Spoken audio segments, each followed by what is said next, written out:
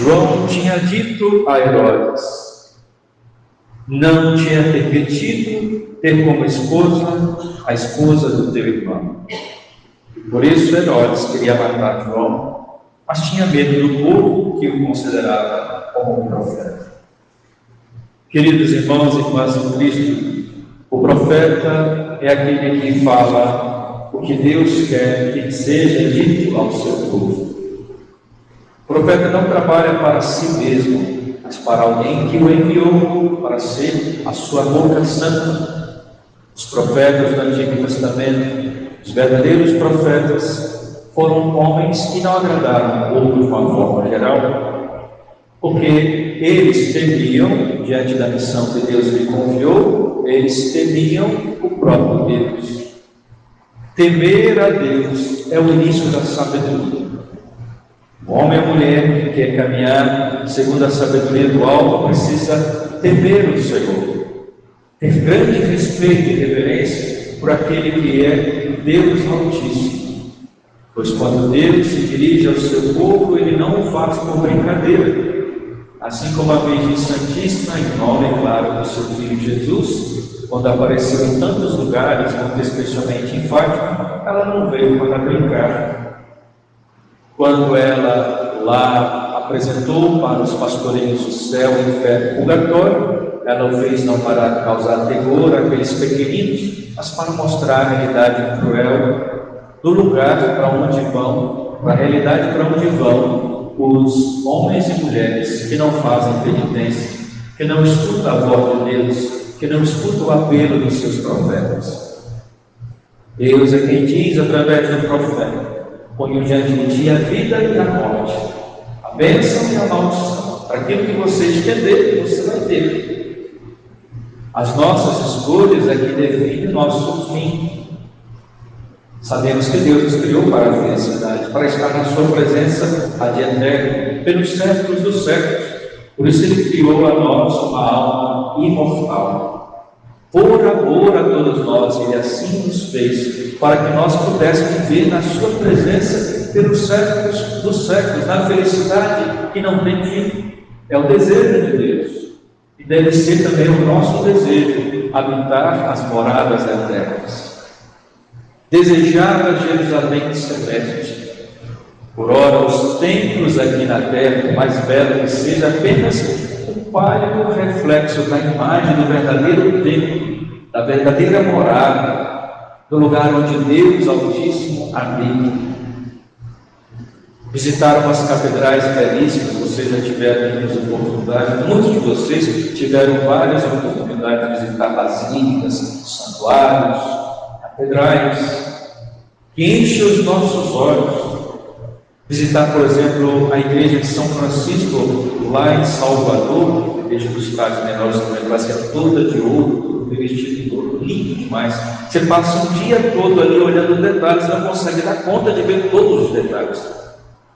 Em Mariana, Ouro Preto, aquelas igrejas barrocas, as igrejas, as catedrais góticas, então, são algo que enche os nossos olhos e faz com que nossa alma, o nosso ser, nosso coração acenda, né? Queira subir ao céu, porque elas foram construídas justamente para que nós possamos desejar as coisas do alto. Elas têm sempre essa arquitetura que aponta para o infinito. São bem, né, pontiagudas as torres. Os arcos, eles apontam para o céu. Fora os vitrais, que maravilhas vitrais. Que beleza é a arquitetura católica que respeita o sagrado. Tudo isso também está aquém das belezas que estão no céu. Por analogia, nós podemos entender se essas coisas que são boas nessa terra são belas serem contempladas. Imagine o céu. Agora, pense aí no que significa a grande catedral na qual Deus habita de maneira plena, que é o ventre da Virgem Maria, que é o coração de Nossa Senhora. Maria é a catedral, a mais bela de todos, o maior templo, o mais belo de todos os templos que Deus pôde edificar, é a filha de Sião, a Virgem Santíssima, aquela que também nasceu da tribo de Davi, que garantiu para Jesus de Nazaré a ascendência de Davi. E sabemos que que não houve colaboração de José para a concepção do menino Deus. José era da tribo de Davi, era da mesma tribo. Então ele queria garantir no mundo civil, podemos assim dizer, neste mundo material, a autoridade da pertença à tribo de Davi. Mas, biologicamente falando, é Nossa Senhora que garante para Jesus aquilo que os profetas disseram, que de Davi nasceria um grande homem, que edificaria o templo de Deus. Sabemos que Salomão é filho de Davi. Davi, quando decidiu construir um templo, porque ele estava com um problema de consciência, ele habitava num palácio de cedros, palácio belíssimo, e Deus, representado na arca da aliança, estava numa tenda, como se fosse um mero imigrante, né? Como se fosse um nômade, e de fato era como um nômade, porque a arca andava para lá e para cá no período de guerra. Era o sinal de Deus que caminhava à frente do seu povo, assim como acontece nas procissões que nós carregamos o andor à Virgem Santíssima, padroeiro da comunidade.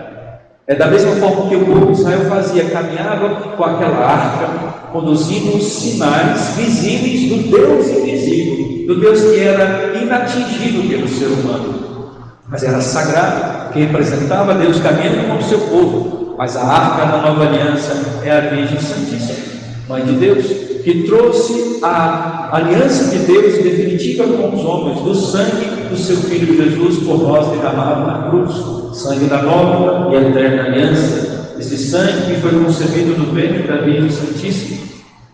Maravilha, catedral de Deus nesta terra. Deus quis habitar em toda a sua plenitude nesta mulher, e antes de acontecer o milagre da concepção, o anjo de Deus, o arcanjo embaixador divino, o arcanjo Gabriel, a saudou como aquela que era plena da graça de Deus, ave cheia de graça de Deus. Em ti não há espaço para nenhum pecado, nenhuma mancha. Maria ficou pensando nessa saudação. Ela não ficou preocupada com a presença do anjo, ela era acostumada com a realidade do céu. Ela não se assustou com o anjo, ela apenas ficou a pensar sobre a saudação, porque o anjo trouxe para ela uma novidade, algo que ela não tinha se dado conta, que ela não era pecadora. Na sua profunda humildade poderia se considerar a mais pobre de todas, mas ela ali na hora, ela ouviu esta informação, que nela não havia nenhum pecado, e mesmo sendo descendente de Eva, não recebeu a mancha do veneno da antiga serpente, o dragão infernal não alcançou esta mulher, que Deus, por privilégio, concedeu a ela a graça de ser imaculada conceição. Privilégio de Deus, é Deus que interveio. Deus é que quis assim, porque Deus tudo pode. Deus quis e Deus fez, que foi esta as palavras, diriam assim, exorcística de Dom Escotos, um frade franciscano conventual, que ao defender o dogma da Imaculada Conceição, ele disse: Deus quis, Deus pôde, Deus fez. E com esta frase ele concluiu, para convencer todos naquela disputa, a chamada disputatio, em que ele se iria defender ou acusar o dogma da Imaculada Conceição. Porque o que Deus quer e faz, Deus é poderoso. O sangue que foi derramado na cruz, que foi gestado no ventre da Virgem Maria, salva todos os homens antes de Jesus e depois de Jesus. Tem um poder atemporal. Os homens que ainda vão nascer, os seus tataranetos, que se converterem, que aderirem ao Evangelho por uma família marcada de educação religiosa católica, vai dar para vocês tataranetos santos, mas eles só serão santos que reconhecerão o sangue de Cristo e vão aderir ao poder do sangue de Cristo de sufragar, de purificar, de justificar. Esses que ainda vão pecar no futuro e se converterão no futuro, aderindo ao sangue do Senhor, receberão o poder que o querido sangue de Cristo tem de salvar a todos que aderem a Ele. Por isso que é para a salvação de muitos e não de todos, como dizia na oração antiga, porque nem todos vão aderir ao poder de Cristo, poder salvífico do Redentor do sangue de Cristo. Este sangue, meus irmãos, salvou a Virgem Maria. Maria também foi redimida pelo seu Filho. Maria também foi salva pelo seu Filho, mas não como fomos nós fomos por purificação, fomos purificados. Maria foi preservada. O mesmo poder que o sangue de Cristo tem de purificar a nós que cometemos milhares de pecados mortais, é o mesmo que tem de fazer com que Maria não fosse tocada pela mancha do pecado original, para que a transmissão do pecado original não a alcançasse. Porque Deus tudo pode, Deus é onipotente, e quem é que disse isso? Foi o anjo Gabriel. Para Deus nada é impossível. Faz uma virgem conceber sem a ajuda de um homem, e faz com que uma estéril dê a luz, Santa Isabel. Se ele tudo pode, ele assim o fez. Deus quis, Deus pôde, Deus fez. Repita isso: Deus quis, Deus pôde, Deus fez.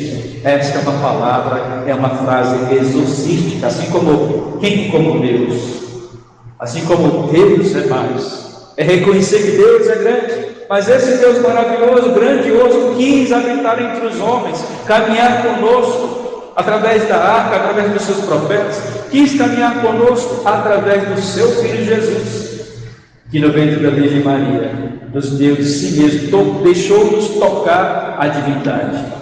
E você pode fazê-lo todos os dias na Santa Missa. Que grande privilégio nós recebemos. A Virgem Santíssima recebeu o privilégio da Imaculada Conceição, e nós temos o privilégio de trazer dentro de nós, como a Virgem Santíssima, o Autor da vida, o Altíssimo. Temos o privilégio de ser nesta terra templo sagrado, ostensório, no qual Cristo deve ser adorado. Quando nós nos cumprimentamos, devemos lembrar disso, né? Antigamente havia muito respeito no tratamento com as pessoas, né? As pessoas se inclinavam, os homens tiravam o chapéu para reverenciar as mulheres, passou uma dama um chapéu, uma senhora um chapéu, passou um padre, tirou um chapéu, ou quando não, jogava-se de joelhos e beijava a mão do sacerdote. Que ele está um templo de Deus, um ministro do Senhor, uma esposa do Cristo. Aí cada um, né, com seu ministério, sua vocação. Os mais velhos, uma senhorinha na rua, todo mundo reverenciava. Hoje os senhores idosos são tratados como qualquer coisa, como lixo até. Padre é um qualquer, porque ele está lá de calça jeans. Uma freira é mais uma mulher no meio de nós. E será que ela é virgem? Tem gente ainda questionando sobre a virgindade das freiras. Hoje em dia, meninos de 12, 13 anos já perderam a virgindade. O que eu quero dizer com isso é que o desrespeito ao ser humano tem a ver com o desrespeito ao lugar sagrado. Percebe? A forma como nós rezamos é como nós cremos. Lex orandi, lex credentes, se diz em latim. Do jeito que você ora é como você crê. Como você se dirige a Jesus na hóstia consagrada, mostra quem é Jesus para você. Se ele é Deus, se ele é o Altíssimo, ele é o Santo dos Santos. Se ele for um pedaço de pão, uma bolacha qualquer, você pode receber de qualquer jeito e jogar até os fragmentos no chão. E aí o que? Se você não respeita o corpo do Senhor, você não respeita o corpo da sua esposa, você não respeita o corpo da moça que passa ali na frente, do rapaz que passou ali na praça, você não respeita um morador de rua, porque ali é um lixo, ali é uma pessoa que já está degradada, aquilo ali não é mais ser humano, não é assim na cabeça de alguns? Tem a alma ali dentro, tem a riqueza ali dentro. Aí nossas relações vão mudando, nosso trato um com o outro vai mudando, quando nós percebemos quem Deus é, e onde Ele quis habitar, e por meio de quem Ele veio, e como Ele se deixou tocar pelos próprios pecadores, como Ele quis deixar-se tocado por Tomé. Percebe a grandeza, a sacralidade do corpo, que é templo de Deus, a sacralidade da Virgem Santíssima, que é a catedral mais bela, mais perfeita. Percebe a grandeza que é o lugar sagrado, uma capela, pode ser uma igreja como a nossa, que não é uma das igrejas mais bonitas da região, mas é um lugar sagrado. Como é que você se comporta aqui dentro? Como é que você se porta aqui dentro da igreja do Senhor? Perceba sobre isso. Olha só, quando você vai numa catedral, como eu falava, gótica, você já entra com vontade de fazer silêncio. Você não entra como se fosse uma feira. Ninguém. Até quando você fala um pouco mais alto, você sente que você precisa. É igual quando você vai para um restaurante mais fino, né? Querendo ou não querendo, você começa a falar num tom mais baixo. Eu sei que gosta de falar alto, eu sou uma pessoa que fala alto. Morei muito tempo na Bahia, o baiano fala muito, é bem expansivo, né?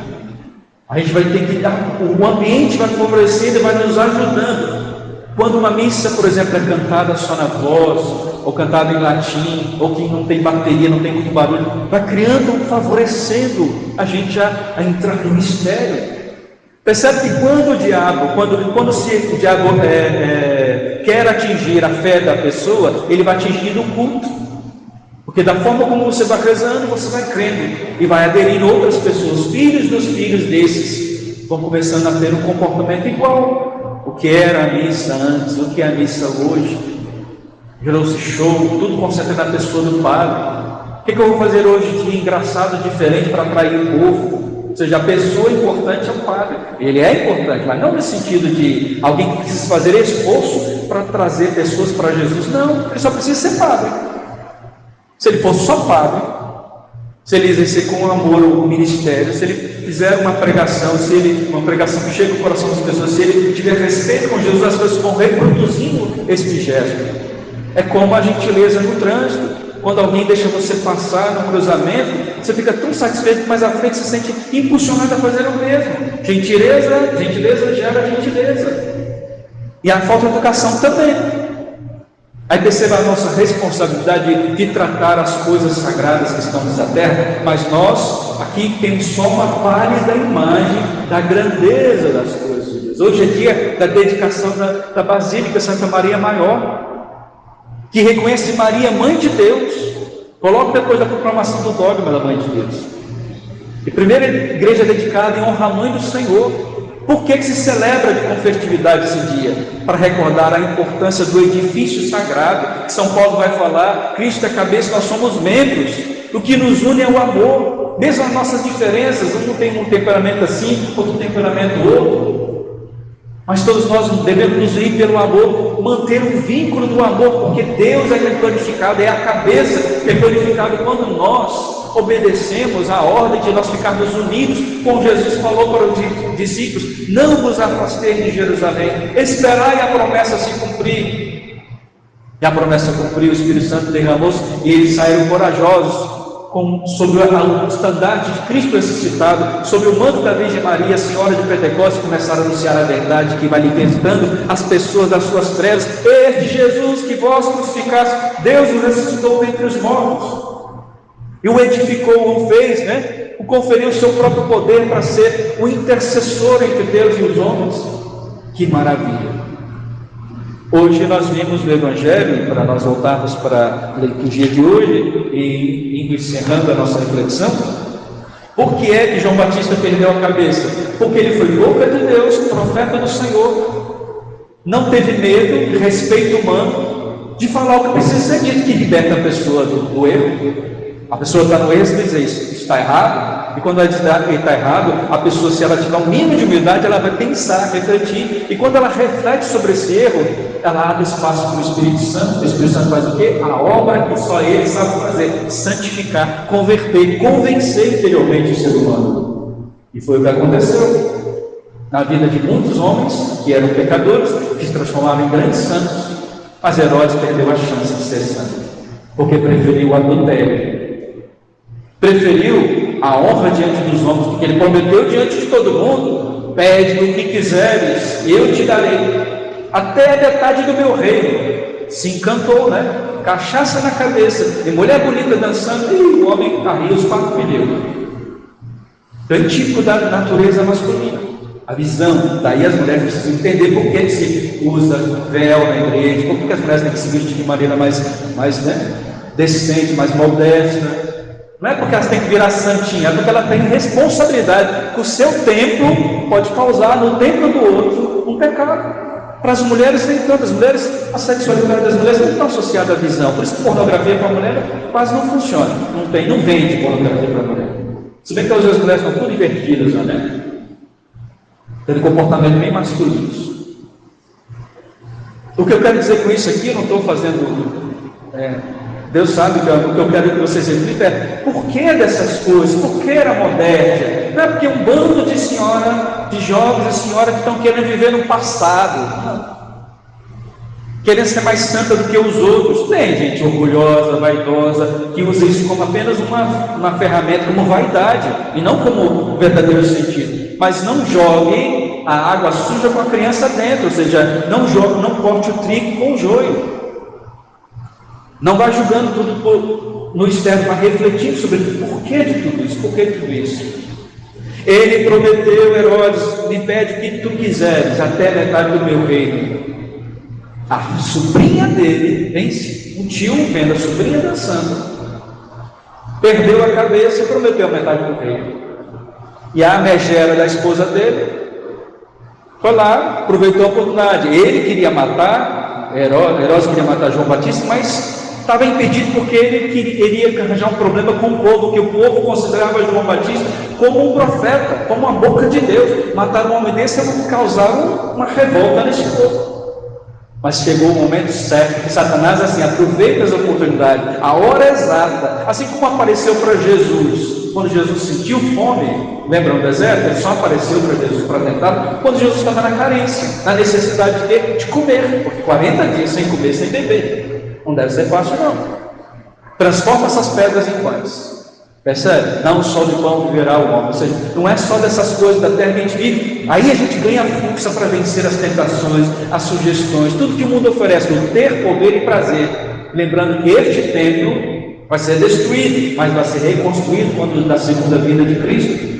Destrua esse templo e eu reconstruirei em 3 dias, disse Jesus, falando do templo de Jerusalém. Mas ele era o verdadeiro templo, onde se deve dar a verdadeira adoração a Deus, em espírito e em verdade. Não mais no Monte Garizim, não mais em Jerusalém, mas em todo lugar onde um homem e a mulher estiver unido a Cristo Jesus, que é caminho, verdade e vida, se louvou ao Pai. Para encerrarmos agora esta frase de Herodes, pede o que tu quiseres, que eu te daria até metade do teu reino, é a mesma praticamente do rei Assuero diante da rainha Esther, que belíssima fisicamente, vestida com rico de brocado de ouro, mas cheia de Deus, porque ela fez penitência, se vestiu de saco, jogou cinza na cabeça, ela, suas empregadas, suas escravas, fizeram penitência clamando a Deus, para que quando ela fosse dirigir ao rei, ela não fosse trucidada ali na frente de todos. Ela foi com os seus atributos femininos, mas bem modesta, ou seja, com aquilo que a mulher deve fazer. Se ela usa alguma coisa do seu corpo de belo, não é simplesmente para fazer com o homem a desejo, mas para que encante. Isso é próprio da mulher, o encanto da sua beleza. Mas aí ela o instrumentaliza para a glória de Deus, para salvar o seu povo. 2 mulheres belas, 2 mulheres que com seus atributos femininos faz com que os 2 reis prometam até metade do reino. Mas uma para a salvação de um povo e outra para a perdição de um profeta. É como a própria palavra de Deus, eu posso usar como instrumento de salvação e de perdição. Uma arma eu posso usar para matar ou para me defender. Tudo você pode usar ou para o bem ou para o mal. Pergunte-se o que você tem feito com o que Deus tem te dado.